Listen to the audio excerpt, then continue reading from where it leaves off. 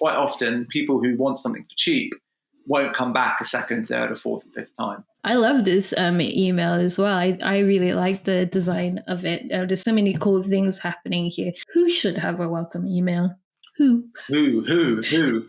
What kind of brand?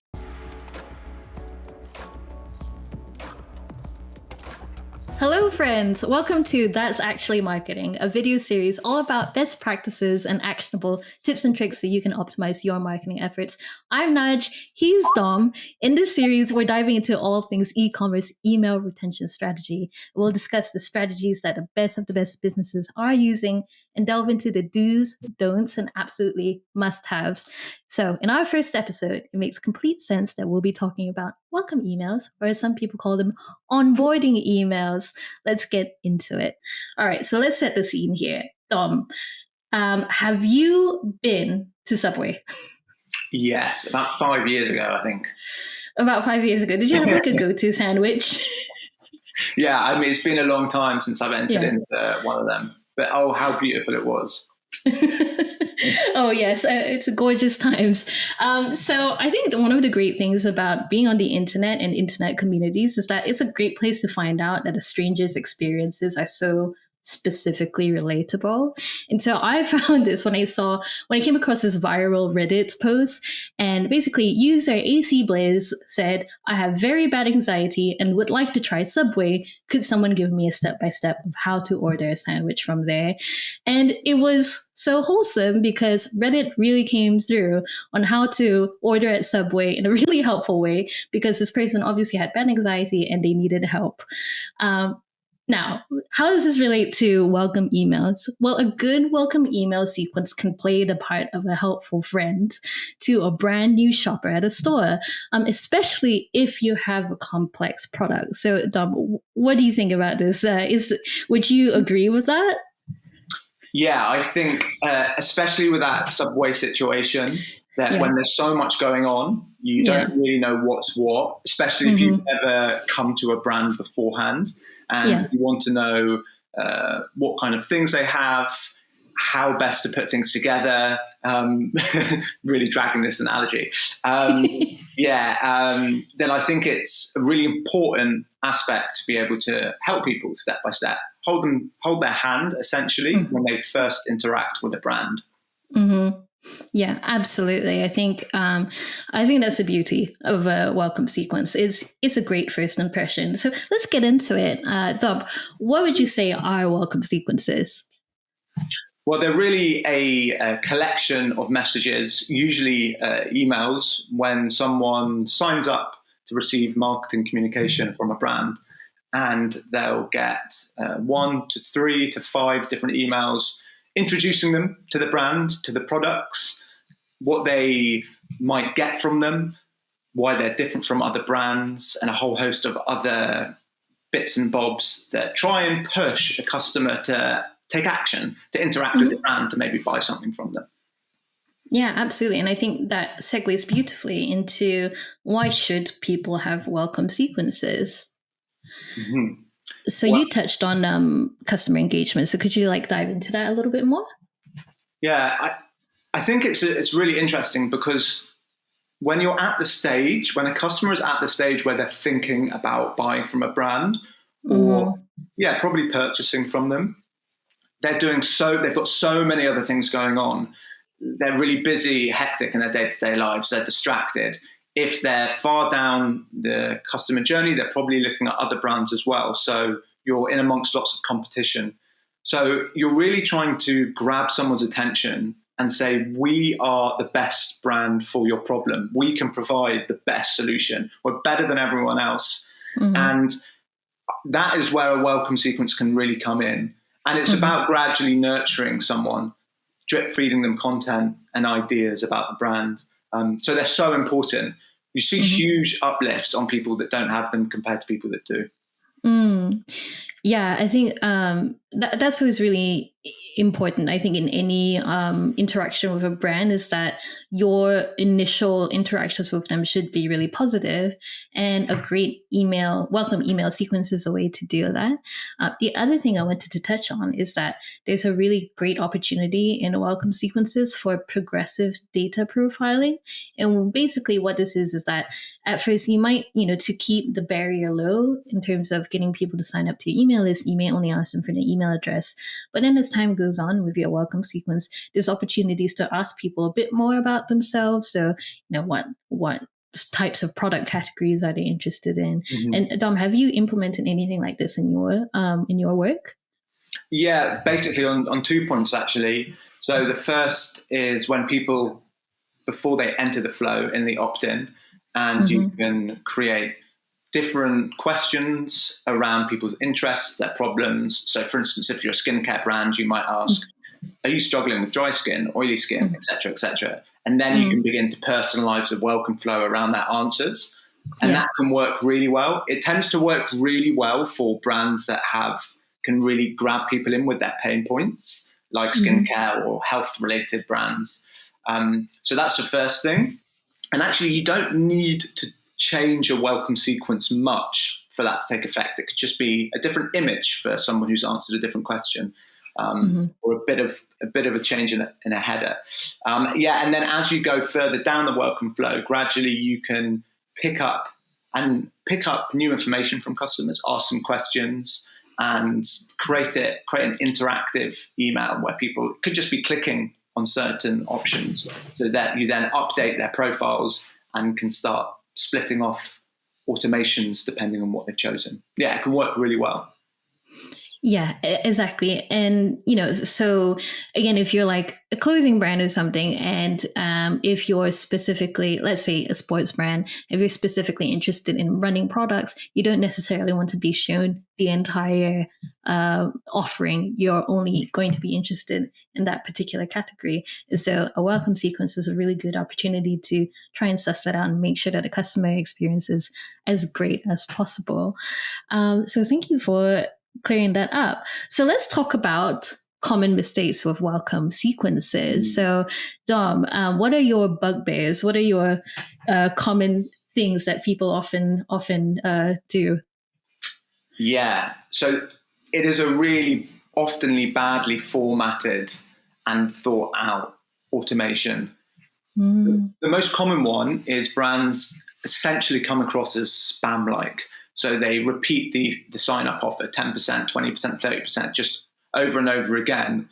Now, this might squeeze out a few more sales, but it can also put a huge amount of people off. So they're not basically including genuine reasons why someone might buy from the brand. So it creates it devalues the brand and can begin to ruin the brand's image. That's number one. And number two is that they just don't put enough emails in there. So the majority of people are going to purchase in the first 24 hours. I can't remember the percentage now, but it's a really high percentage. But that doesn't mean that there's not room for more nurturing and a lot of nurturing. And especially the case if you're a new brand and someone doesn't know much about you and they're a bit suspicious about you. You want to keep feeding them content to build up that trust. Those are the two main things that I would probably say. Yeah, and I think some other, common, I guess, email sins would be pretty generic and vague messaging. Would you like to dive into that a little bit in terms of, that's a good point. I forgot about that. Like, very important point. Actually, this is the most important thing. And it's actually quite hard to do well this, because if you're not personalizing welcome automation, messages can look really, really vague, because you're essentially trying to push one key point about the brand. So it feels fluffy and vague, and it's not specific. And it just ends up looking like every other brand apart from your images. Yeah. So that's why personalization can make a massive difference. But if you're not personalizing, really zoning in on what your USPs are, really zoning in on what differentiates you from other brands and getting very specific about certain pain points and problems that people might be solving. It's always better to be a bit more specific with the problems and risk maybe slightly alienating 1 or 2% of people than everything being vague and fluffy and no one being interested in your messaging. So yeah, that's a really important part. Yeah, that's a great point. I think ultimately the hero of the story here is the customer.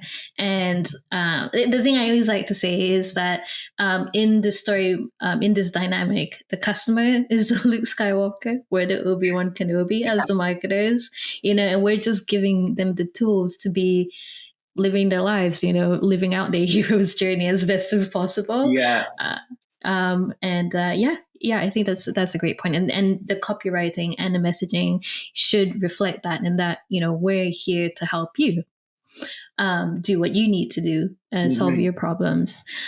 So great stuff. So let's talk about best practices. So we've got 3 big points here, which is nurture, personalize, and urgency. So Dom, let's talk about nurture. What have you got to say about nurturing? What have I got to say about nurturing? Yeah. I think this feeds back into not selling all the time. Yes. Or always selling at the end of an email, but not straight away. You want to educate people about the brand, and people will always say this, you've got to educate, you've got to give them information. But it tends to be something that maybe people don't really care about. You have to first think, what does this person care about? What do they think about when they wake up in the morning? What are they thinking about when they go into bed at night? And how can your brand help them with that? How can we hold their hand so that they can achieve what they want to achieve, like that hero journey, right? And it takes time, this. And when you have to really think through deeply what you're putting in your welcome sequence. It's not simple. What do you think about nurturing? Yeah, I think so branding is so much more than just the logo and your brand colors. It really is about the experience and that space you make in someone's mind when they think about your brand. Yeah. And again, like first impressions are everything, right? It's true of the people we see every day, and it's true of when people, first get in touch with your brand. So I think it's really important that there should be a good amount of thought, like you said, put into those welcome emails, maybe touching on the brand story, but not too much, because nobody likes being on a date where like your date is talking only about themselves. Yeah. So there's a fine balance to be struck there. So yeah, I absolutely agree. I think there's a lot of fine tuning that needs to be done with how you tell your brand story. But as long as it's authentic and it's centered around the customer, you can't go wrong. Yeah, no, I think you're right there. I mean, it's the classic copy situation of always saying you instead of I or we, right? Yes. And always making sure that you're speaking about how you can help them. No one wants... I see this often as well, is that quite often brands do a bit about their story.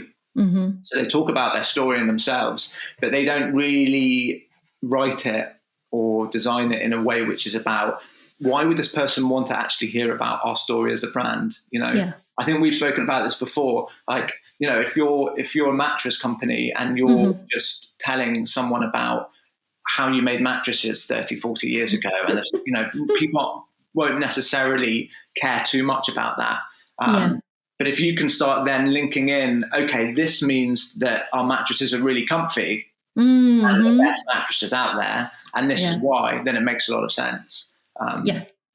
That's such a good that's such a good like point to really focus on, is that how do you tie that brand story into the problem you're solving to someone, or in product marketing speak, the jobs to be done, essentially. So let's move on to personalize as a best practice. So what do you mean by personalize?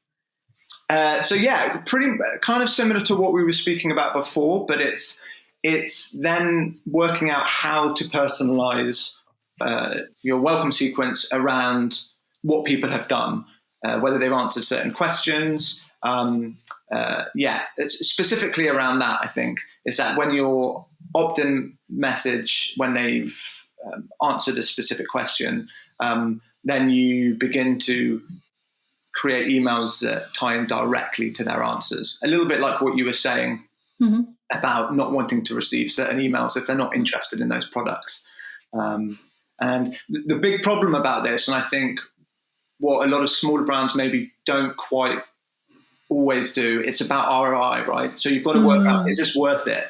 Because there's no point personalizing it so much that only 10 people end up getting your email, right? Yeah. It's a huge, complex spread of automations, and like a handful of people are getting each. It's not worth it. So I think for me, that's the most important thing. Yeah, for sure. I think you definitely have to look at your customer data. I mean, I think it's one thing for a clothing brand to say segment men's clothes and women's clothes. Is another thing altogether if they're like only espadrilles for men in the summer. It's super specific. Only a tiny fraction of your customer base are going to be interested in that. So yeah, I think there's like that marketing thing, right? It depends. Be sensible about it. Look at the data. And also, I think the mistake people often make is that they think personalization ends with "Hi, first name." That's not really personalization.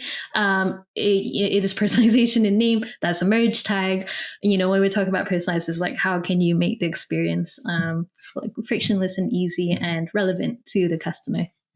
Right, for sure. Merge tags, it kind of goes up a scale of how useful it is from, I would say, merge tags to the problems and interests that someone has and finding about those. There's other things like the location of someone. Can you personalize the emails based on location, based on gender, et cetera, But like, location can work, and I've seen that work, but a lot of the earlier ones, and I can't describe how many emails I get being like, "Hi, blank," and someone's not filled in a default.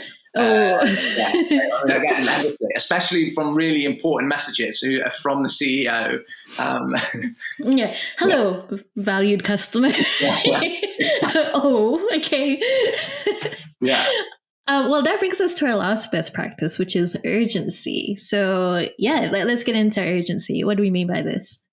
So I think this is definitely more up for debate, and it's probably more of a direct response type strategy. And I think it works well for certain brands. For other brands, it's not going to be as good. And there's a lot of really bad practices of brands doing this. So the urgency really comes in, we have an offer, we've given you your sign-up offer, and it's running out. That's probably the most form of urgency you're going to see in a welcome flow. Now, the problem is that a lot of brands kind of lie to their customers, and they have a generic discount code, and they say, it will be gone in 24 hours, but it won't be gone because it's still hanging about. So the option here is to create unique codes for customers and then gradually create give a time-limited, give them a time limit. And then on the customer, 24 hours, your offer is going to go. But this isn't always right for certain brands. Some brands want to feel more premium and don't want to kind of take that tactic on board. Yeah, exactly. I mean, I've seen many situations where brands will feel the need to have a discount every week. What then happens is that your customers expect it and they won't buy from you until they know the next offer or discount is landing in their inboxes. Yeah. And you're right, it's not right for every business as well, because if you're a premium brand, you may choose not to have any discounts. You may, have offers that are reframed in a certain way. So, I think urgency is a good one, but it has to make sense for your brand and the price point and what sort of image you're trying to project out into the world as well as a brand. Yeah, and also what I would say as well, which is really important, is that the type of customer that you're trying to attract to buy from. Yes. Do you want someone who is going to be there just for their discount, and a discounted customer, they might be not as valuable a customer down the line. I will often try and measure to work out what kind of customer brings in the biggest lifetime value for a brand. And sometimes actually you find people that like discounts will stay around for the long time, depends on the brand. But quite often people who want something for cheap won't come back a second, third or fourth or fifth time. So that's the other thing to bear in mind, is that what tactics are you using and how is that influencing the type of person you're actually bringing into the brand? Yeah, absolutely. It's like fair weather friends, they only really stick around when they can get something pretty cheap. I actually love that some brands actively go against this sort of discount crazy attitude. So one brand I can think of in particular is Cards Against Humanity. Every Black Friday, they'll do something to almost protest the idea of Black Friday. I think one year they literally just said, we'll ship cow manure to you as a Black Friday special. And that was it. Or they'll do some weird thing that is so against the idea of Black Friday, and it's become part of their brand. And it's very them as well, because they're that kind of, if you've ever played Cards Against Humanity, it's a little bit saucy in that way. So I think it all really comes down to knowing your brand very, very well. Yeah, and you know what the problem is as well, just hearing you speak about that, is that what they're doing there is they're standing out, right? So they're not following suit, whereas the problem now is that discounts, everyone's getting discounts, it just kind of starts blending in. And so you're not, it's like, are you actually doing something that's good for your brand? You're not standing out. Are you really nudging customers over? The other thing I would say as well, and I think I've spoken to you about this before, is it's the question of, would that customer have bought anyway, even without the discount and the urgency? And I think this is probably one of the biggest issues in email marketing, especially in Ecom, is that people aren't doing what's called hold-up testing. So they're not holding back 10% of customers from their welcome flow to see if the discount's actually making a difference. And if you're not doing that, then you could just be you could be losing margins on each order for absolutely no reason at all. So it's really important to make sure that these discounts are actually making sense. Yeah. I feel like that could be a whole episode on its own, just talking about holdout testing. But I will park it, and everyone watching, do remember to talk about holdout testing and try and think about how you can implement that into your own sequences. Okay, Dom, we're getting into the very fun part of the episode now, which is reactions to brands' emails. So we're very excited about this. So first up, we've got Rise&Fall. So you've picked these emails, and I'm kind of coming to them fresh. So I'm happy for you to basically talk through them a little bit and why you choose them in particular. So why Rise&Fall? Well, one of the things that we discussed when we were talking about this was trying to work a few different brands that have different types of products and different types of problems when it comes to retention. And this is Rise&Fall are basically a premium luxury brand that offer all kind of different homeware and apparel, et cetera, et cetera. And one of the biggest problems with this industry is that people tend to buy once, and they don't always come back as much as, say, CPG brands. So this first order really, really counts. And so the welcome flow is really important. They really want to make sure they're getting as much margin and as many first-time customers as possible. And what's just interesting, they're doing a couple of interesting things with their welcome email, and there's also a couple of things which could definitely be improved. So should we dive into it? Yeah, amazing. Let's get into it. So first off, I like to look at an email like in its entirety to see how the design flows, I guess, from top to bottom. And I think just looking at this, you can tell it's a premium brand. There's very muted colors.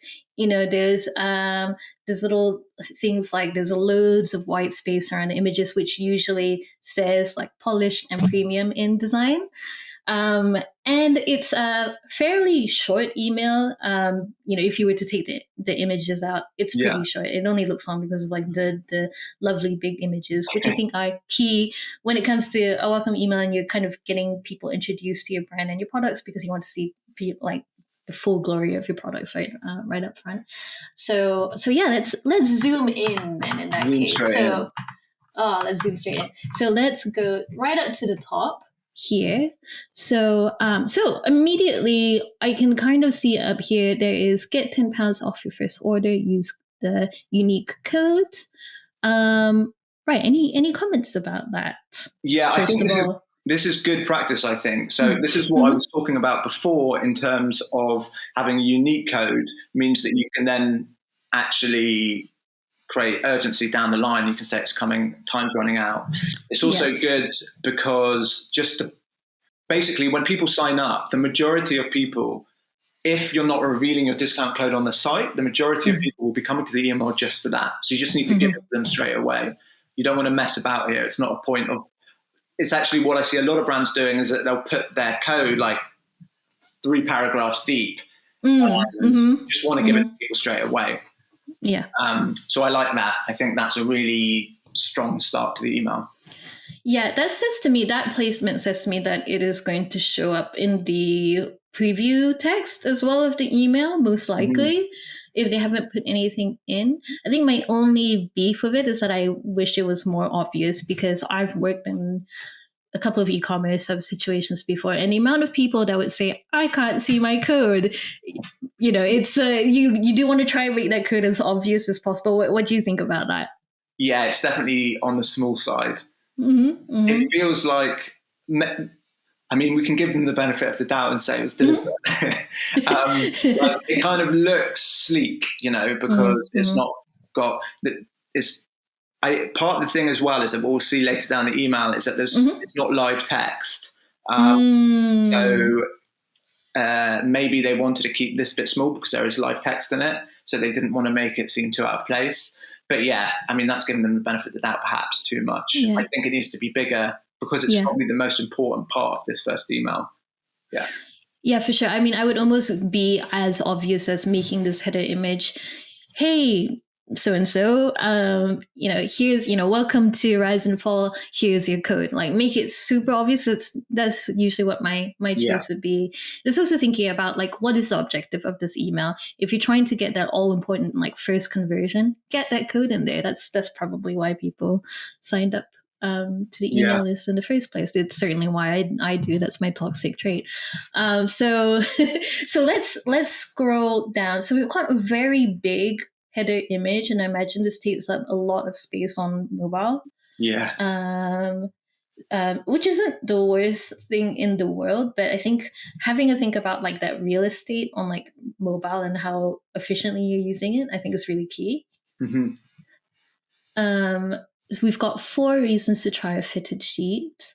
So numbered things on copywriting is like the ultimate hack, right? Because it's so punchy, and it kind of primes people to like get ready for like the rest of the whatever it is they're reading. In this case, it's an email. So they're leading with benefits essentially, or like features of the product. What do you think about this sort of like, number 1 is pop-off proof, shop now. Number 2, it fits every mattress, shop now. Like, do you sort of like agree with this format? Yeah, I don't know. Like, I think it could be, I think the design could flow a lot better. I think from a purely design wise, the headers need to be a bit bigger. They don't really, I was reading this for the first time and I'm thinking about getting cheats. So these are the issues I'm thinking of. And it didn't really grab me. I think there needs to be more interaction between the image and the text, maybe some of the text on the images, because it doesn't, I think the flow is a bit of an issue between the two. It's very stop-start. So yeah, it doesn't fully work for me. I think they're missing a trick. But I still think I've worked in bedding brands before, and these are the classic problems. Yeah. That people Yeah. talk about. So they're hitting the right pain points, but I think they could be delivering it better. Yeah, I think the thing with like square or like blocky images is that for me it's sort of like a full stop and then email. And I think there could be more on like organic shapes in emails. I really like that because it Yeah. leads the eye down. Probably talk about this a lot, but I think it could be more. Yeah, so it's definitely addressing the really common pain points with like getting bedding and stuff. But then again, I feel like I see these same pain points being addressed for like a few other brands as well. It is also true. Yeah, it gets better with every wash. It's made from cooling cotton. Okay, so luxury but liberated. So they have their sort of like tagline down here, and they have a little menu here. So, what's your stance on having menus in emails? I think normally I don't think it's. Okay, this is a good question. I think Okay. at the bottom it's okay and it can make sense. I'm not convinced that it does much, if I'm honest. When I've tested it before, I've not seen much difference. I don't think they're very good at the top because unless it's a generic email where you're just trying to get clicks per se, but most emails will have one idea, and I think that interrupts the flow. So, but yeah, I think it kind of works for this because it's a generic welcome email. What do you think? Yeah, I think so there's a question I have around like the actual structure of this email, just in general, because if this is the welcome email, is this specifically someone signing up just to hear about the fitted sheet? Is that what they're famous for? That's my question. And if they do sell other things, like I thought it was a bedding thing, but then I was immediately thinking, men, women accessories. It sounds more like a clothing store. So there's a bit of confusion around that. So, so for my strategic kind of like mind is thinking, okay, if this is a welcome email to introduce people to our brand and our range of what we do, I would probably not go so specific as leading with the fitted sheet. I would probably be like, here are like the things we're known for. And this is where maybe like not a menu, but maybe like a gallery of things would be more helpful. Like we do home stuff, we do men's stuff, we do women's stuff. And like, then it's kind of, you can see where people click on. And that's where the progressive profiling comes into play as well, because you can kind of take a look at the data and be like, oh, did people click on them? You know, this customer click on like the men's stuff. Did this person click on the women's stuff? Like what were people interested in? So I kind of think like from a like data point of view, if you want to put this here to see like where people are gravitating to, you know, that could be a thing. Yeah. But yeah, I think like menus at the top of the email are just taking up unnecessary real estate for sure. So yeah, so I'm a little bit like, so I'm kind of like thinking like, what is the objective of this particular email essentially? Yeah, it is a bit of a confusing email, especially because you want to be introducing as many products as possible. I'm pretty sure I didn't click any personalization when I signed up to this. But yeah, it's there. I think it's feels a bit random. The angle feels a bit random. I think it might work if someone is looking for a fitted sheet. But yeah, it goes back to this idea of where's your strategy, your retention strategy? What are you trying to push? I'm assuming that this is one of their best sellers and that's why they're pushing it. So if I'm giving them the benefit of the doubt, that makes sense. Because that's the other thing with welcome sequences is you always want to be pushing your top acquisition products. So right. So what are most first-time customers buying? You want to be putting them at the top of catalogs, et cetera, et cetera. Yeah, so that's where the element of social proof comes in, because in your welcome email, you can have these are our most loved products. You know, don't take it from us. Here's what our customers had to say. And also, I think this again, I don't know anything about this brand, but it makes sense if you are known for like a single product. So, say for example, you're like Casper, and you're known for like your mattress. Right. And that is like the main thing you do. But then you might have other like accessories as well. That makes sense. So if Rise&Fall are specifically known for the fitted sheet, very specific, then okay, this kind of makes sense. But the menu confused me a little bit. So I think so for people watching, if you're thinking about, okay, what's the best way to structure a welcome email, maybe have a think about, like, do you want to center it around the one product that we're known for, or do you want to kind of like make it more like this is a tour of like everything we do? Yeah. And balance those two things. Yeah, I fully agree. It feels like they're missing a trick with it. Yeah. So let's go into the next one, which is Bubble. Do you know anything about Bubble, Dom? I don't know much about Bubble, but this email just kind of caught my eye. And I love this email as well. I really like the design of it. There's so many cool things happening here. So I'm going to zoom out just so we can see everything in context.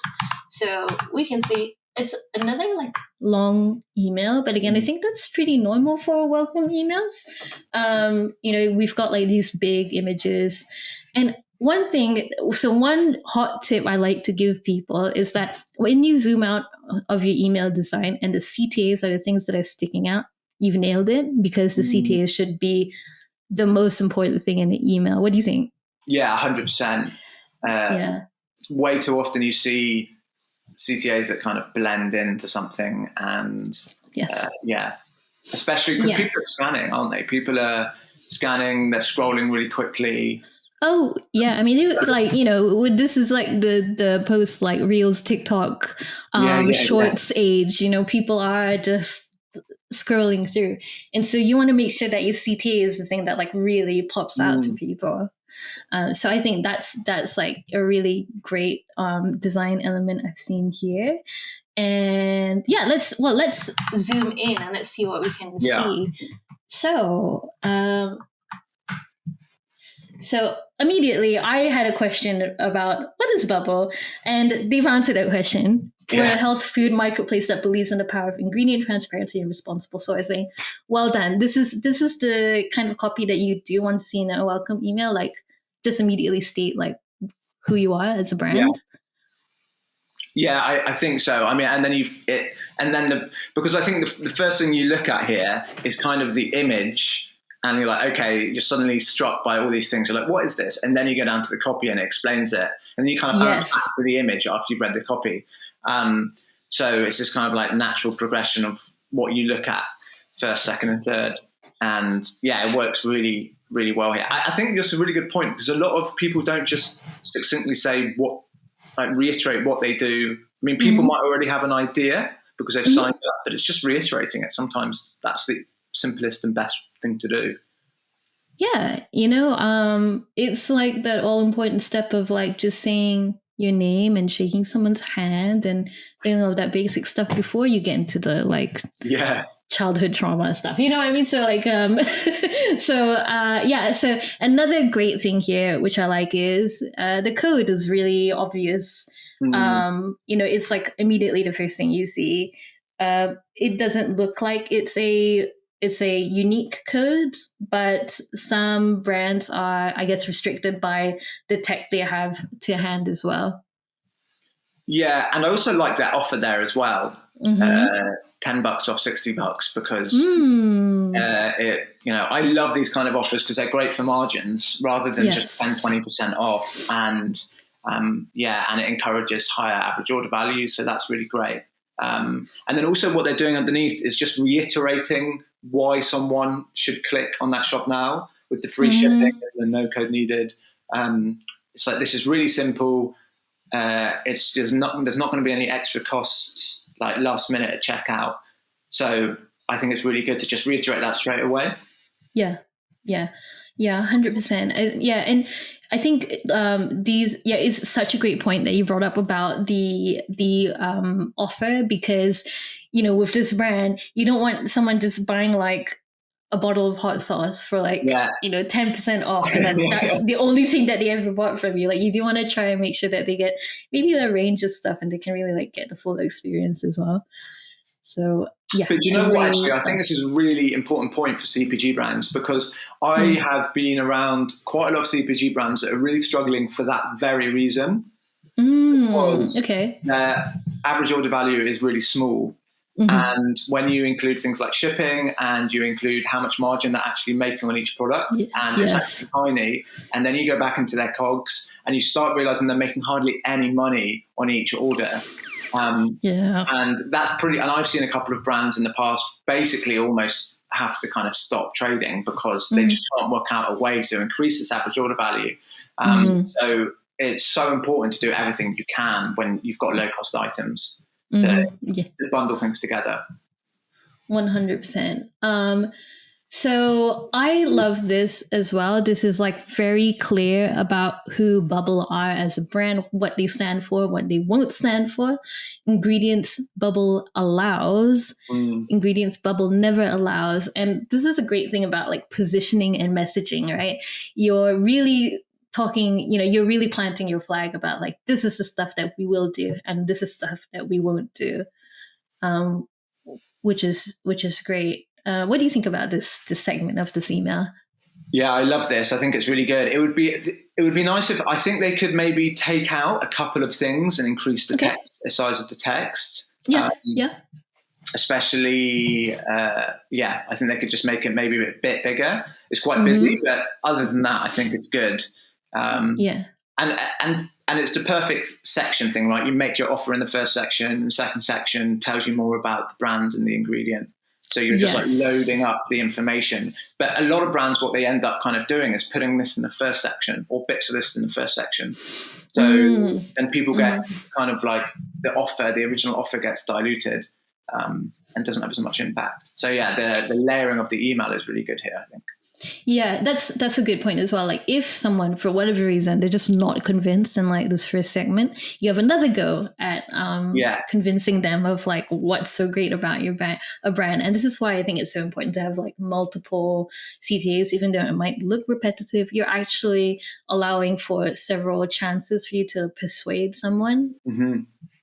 I love the illustrative elements actually. So one of the common things I see that brands will use is stock imagery. Now, stock imagery for me is kind of like in the weird uncanny valley where like someone looking at it knows that it's stock imagery and it doesn't feel quite human, even though you are looking at a human face. And sometimes I think it actually benefits brands if they can, just invest a little bit in like having really like friendly illustrations, what I mean? Just like to set themselves apart from the rest of the pack.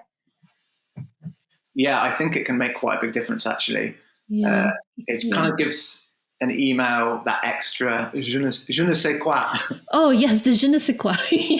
Yeah, absolutely. It just gives it that flourish, I think. It shows that I think you've got a level of detail in your brand as well. Oh, 100%. I mean, this doesn't look like Tesco, does it? Or it doesn't look like a Sainsbury's. This feels like a legit D2C premium food brand, Yeah, absolutely. Now let's take a look at this word on the street. I love that. So there's some testimonials here, some social proof. So we get it. Sometimes you need to hear it from someone else. Here's what other people are saying about Bubble. Great copywriting. What do you think about this bit then, social proof bit? Yeah, this is interesting actually because they're using basically editorials who have commented on their brand instead of customer reviews. And I actually quite like this. I think it's good because these are recognizable for a lot of their target market. So it makes a lot of sense. And actually, do you know what? It's funny because with a lot of customer reviews, quite often it's like, okay, so Joe from Somerset likes their snacks. So kind of not so what, but like it doesn't always have that much impact. But this is like, okay. Yeah, if you're a foodie, you've probably looked at Bon Appetit, maybe try to do one of their recipes, but then realize you didn't have like half of the kitchen utensils. So you just sort of like, you just looked at the beautiful food images. So if Bon Appetit know what they're doing and they're saying good stuff about this brand, you're like, okay, this brand seems legit. Yeah, 100%. I think it's good. And word on the street, instant. It's a really good. They're all kind of in to the reviews. Yeah, absolutely. I love this whole, like this sort of casual kind of tone to the copywriting. So I was like, we get it. Sometimes you need to hear it from someone else. Yeah. Yeah, that's always fun. I think like if you can do it right, where it's on brand, it's a winner. We have joined the community, so they are on TikTok and they are on Instagram. Makes sense, I think, for a food brand to be on those two things, food Yeah. and visuals. Yeah. I like these hands as well. Like they just kind of pop out and it just breaks up the flow of the Mm. email. What do you think about them? Yeah, this is actually good because it can be quite awkward often to design these in a way which actually makes sense without, Yeah. which makes it a bit interesting and a bit fun. Yeah. So these small mock-ups of the pages works really well. There aren't any CTAs here, but I think that's fine because we're so far down the email that Mm-hmm. it's more a kind of nod to it rather than a. I mean, you could put go to our TikTok or Yeah. go to our Instagram, but I'm not. It's not essential. I don't think. No, and like if for whatever reason somebody gets to the bottom of the email, still not having been convinced about what was going on at the top of the email, um, getting them to join your social communities is another good Mm. in. You're kind of Yeah. keeping up that flywheel as well. They're like, okay, maybe we didn't convert them of the email, but maybe we can get them onto our socials and see all of like the gorgeous food products that way and convert them that way instead. So I think it's always important for everybody watching to think about all of the different avenues that you can bring people Yeah. to bring them further down the funnel, right? Yeah. Yeah, pretty standard footer here as well. Keep it fairly simple. Yeah, love it. Any sort of like bad things about Bubble, or maybe like things they could do better? No, I mean, I really like this email. I think Yeah. it does everything that you need to do, other than a Yes. couple of bits being bigger. And I mean, there's this constant debate, obviously, about image versus live text, but Mm-hmm. Mm-hmm. they're a Mm-hmm. very image driven brand. So Mm-hmm. I can imagine that a lot of customers will be very aesthetic based to buying this kind of brand. So I still think it's very important to maintain a good look. Um, Yeah. so yeah, I think it works really well. Have you got anything else to say that you would add? Yeah. So I think, yeah, you're absolutely right on this point. I think in that debate that people often have is that, hey, sometimes there's only one email marketing person. They're restricted to whatever tech they have on hand. Mm-hmm. And sometimes it is just easier to have like big images to kind of put across what the brand is all about. So, it is what it is sometimes. I think as long as you're putting the alt text in as Yeah. good practice for your images, then it ain't so bad. Just as long as you're making sure that it's like not every single email is like one big image. That's a no-no. You do want to make sure that you're Yeah, breaking and things up with copy. you also do want to make sure that you're at least slicing images, the email up into separate images, which Yes. I'm not sure they've done here. I need to go back and double check. But Yeah. because otherwise you end up just having a huge 4 megabyte image and it won't download, or it will take ages to download. Yeah. So I think that's really important. Yeah. Yeah, exactly. So some like design thoughts that I had as well. It's really nice to see that like actually just some smart placement of words can still look pretty designy. Mm.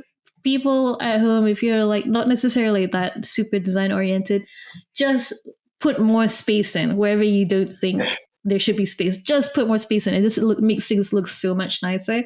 Like these sort of empty spaces in between word on the street and these borders here. The other cool like design thing I've seen they've done here is the Z shape.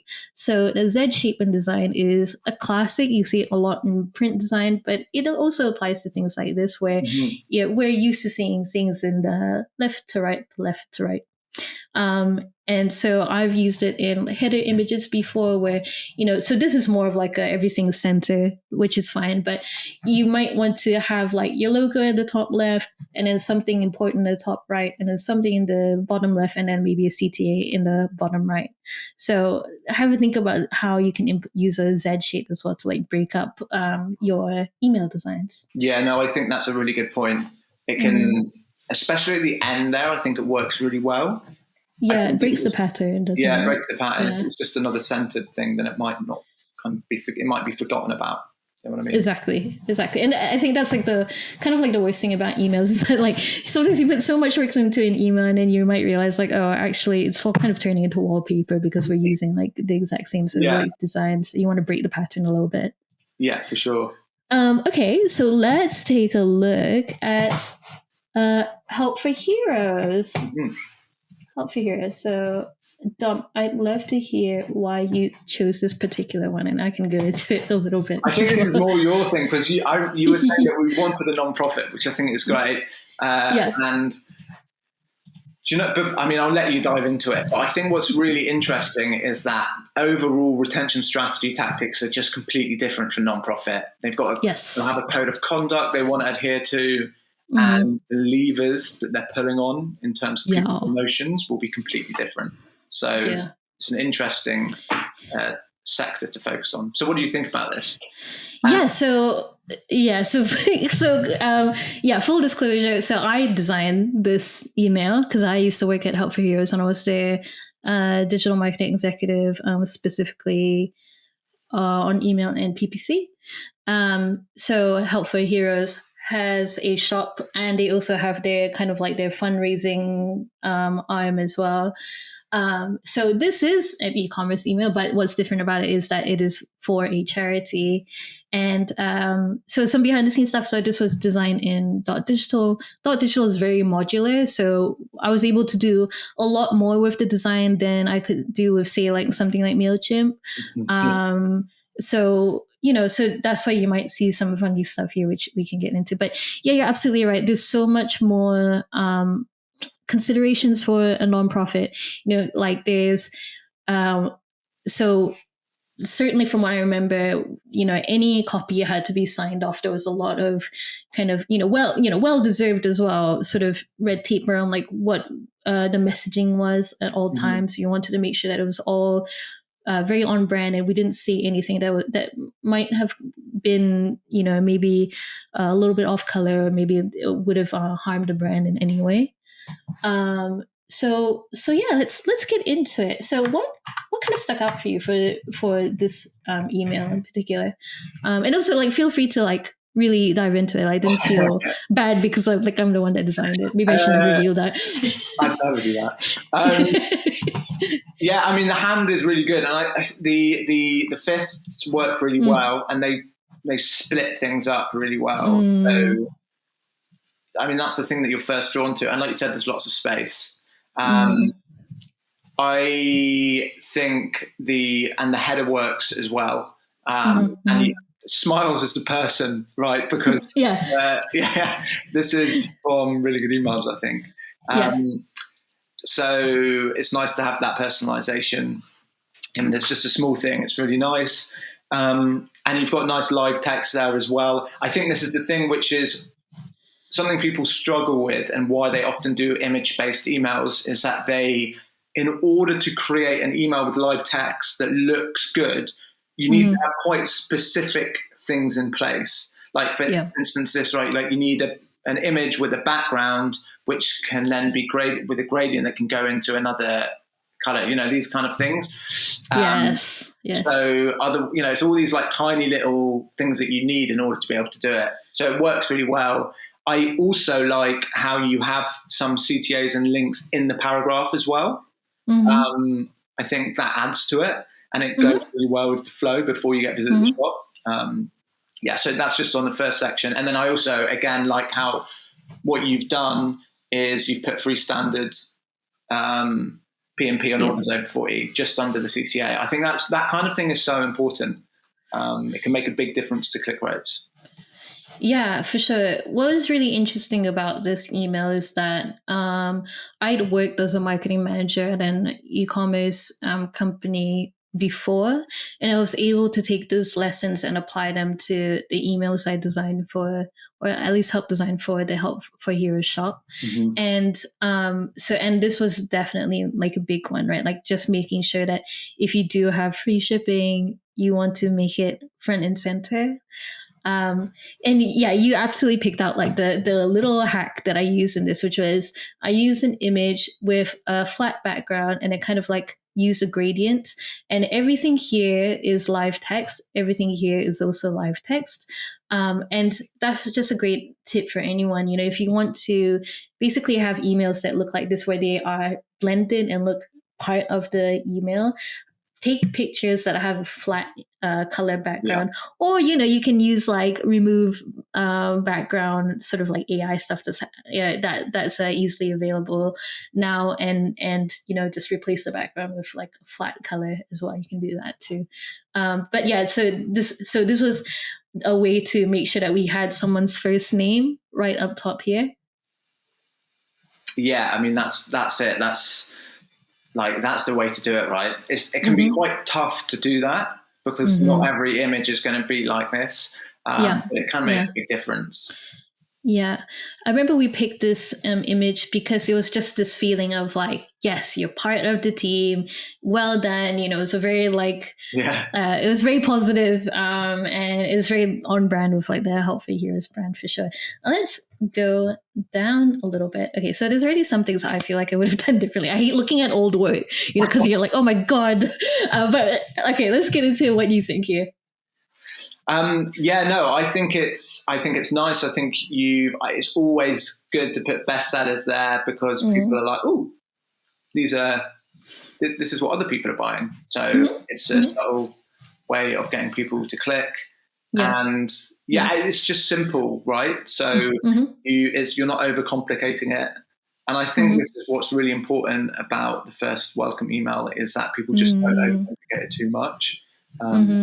So I think that's really good. And then you've got more options here at the bottom as well, and a little bit of social proof with the 4.9 out of 5. I think it's quite complete in terms of what you're doing. It's short but complete.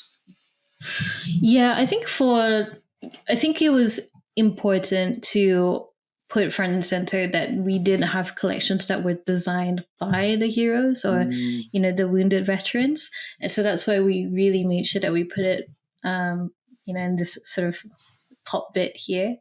And just kind of want to give a bit of context on 40,000 Strong. So 40,000 Strong was a campaign that we'd had at the time where it represented the amount of men and women, wounded veterans that have been discharged over a period of time, and they were represented by like these little soldiers, like these plastic soldiers, and they were like there was like a tour where people went to different malls and had this exhibition, and then like volunteers would talk to people about it, and we'd have some of our ambassadors there as well. And so that's why that button is like that bright red against all of these blue ones, because that was our campaign at the time, and we wanted to point people there. And so I think you making use of color to kind of draw someone's eye to something that's important is a good trait to use. I think it's those slight differences and those slight that attention to detail which can make quite a big difference to engagement. Which I honestly think that for email it's really forgotten about. I just think the small. I spoke to someone a while back about this, and I was trying to work out why it was. And I think people think emails are throwaway. It's not like Instagram where it stays on your feed forever. So there's this element about email which people don't always, not every brand, but they don't always spend as much time on these tiny details. But it's such a shame because I've seen people that go back to welcome emails like 2 or 3 months after, because they spotted something in it. So when I dive back into customer data, I mean, it's relatively rare, but it does happen, especially if there's an offer in there. So I'm proud of this.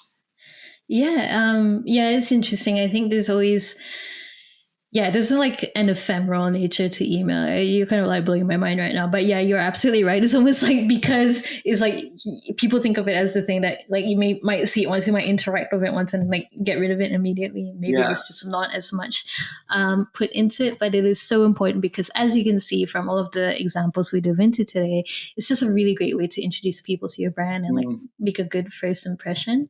So some stuff here, which again, like social proof is really important. I think if you can put reviews, some kind of like, 5 out of 5, like that's really important to have. I think get social. So this was really important to us as well, because obviously being a charity, it really is about people spreading the word. And if your brand is something that really relies on word of mouth, you do want to make sure that socials and kind of making it easy for people to interact with your socials is front and center as well. Now we did have this lots of stuff here. So registered with fundraising regulator because it's a charity and wanted to make sure that it looked legit. We wanted to make sure that all of this stuff was down here. And for people who do have like offers and stuff, you do want to make sure your terms and conditions are in your footer as well, as a matter of best practice. Cool. What do you say to that, Dom? Yeah, I think this is really important. This little bit at the bottom, just making sure that everything's covered, all the boxes are ticked.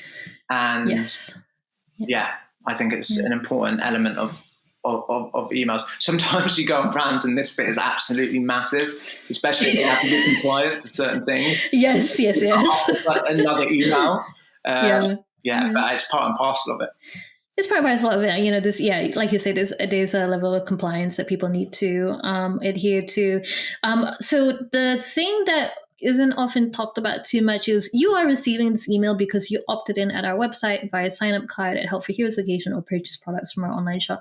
This is really key if I think this is important for maybe brands to just remember, maybe just it's one sentence and you can pop it into at the bottom of your email. Just helps people remember like that they've signed up to your brand through some place.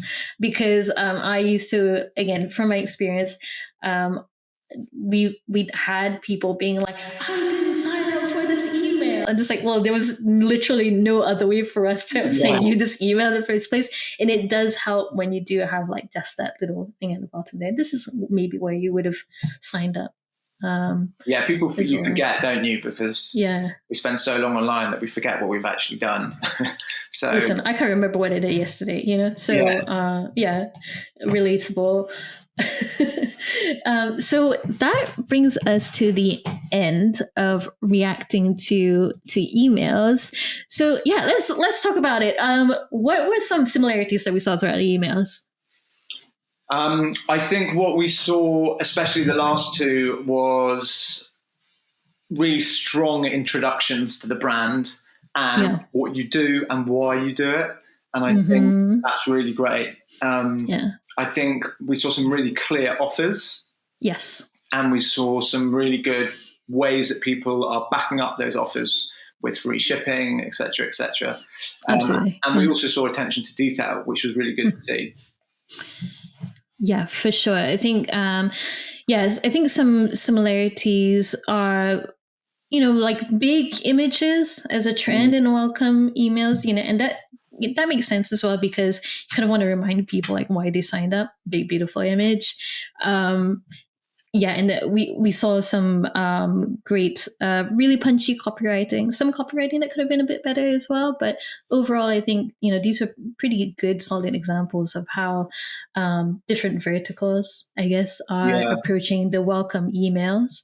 I think, be it nonprofit, be it like premium product or fast moving product, you do want to make sure that you're telling people what you're about and what you do upfront in a really like clear way.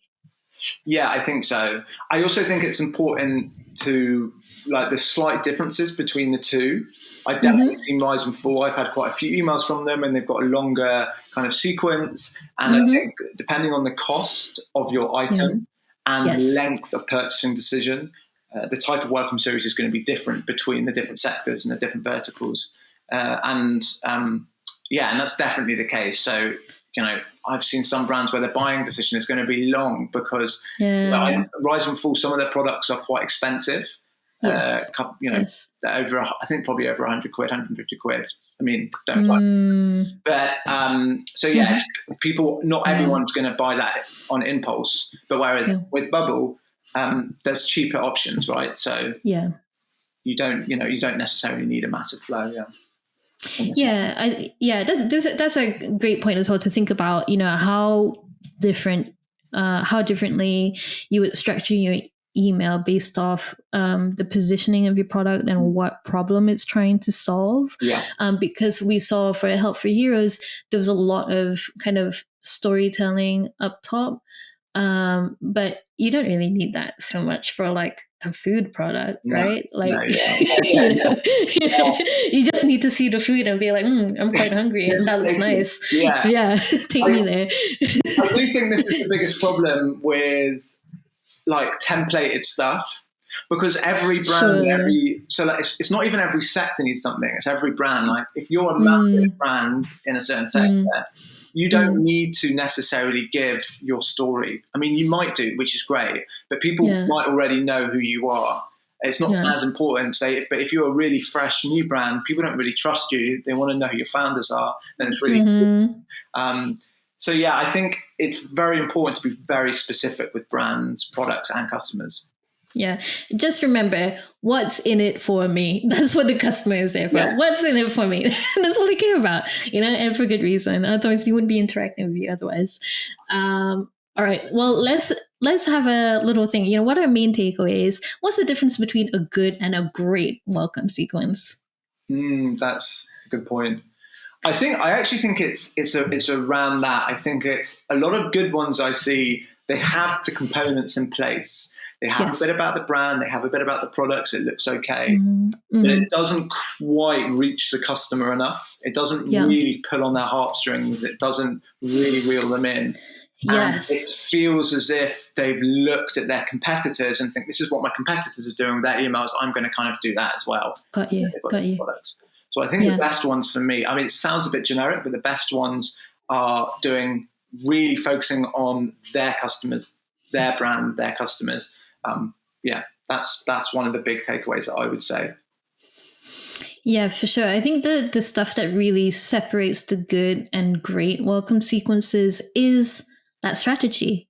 Like really the emails that are really sharp in what they're trying to achieve with the emails. It's not just a collection of stuff. It's like, okay, clearly they are bringing someone through the funnel. They're trying to do it in the most persuasive and most efficient way they can. I think in the example of Bubble, we could really see that, they were all about, this is what we stand for, this is what we allow, this is what we don't allow, and, shop now. It was really efficient.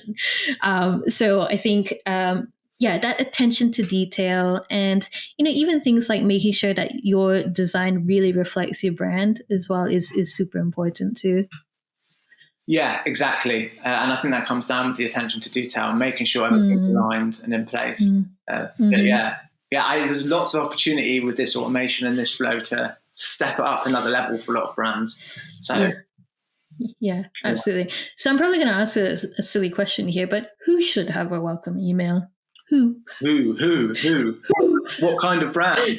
Well, yeah, who should be having a welcome email sequence?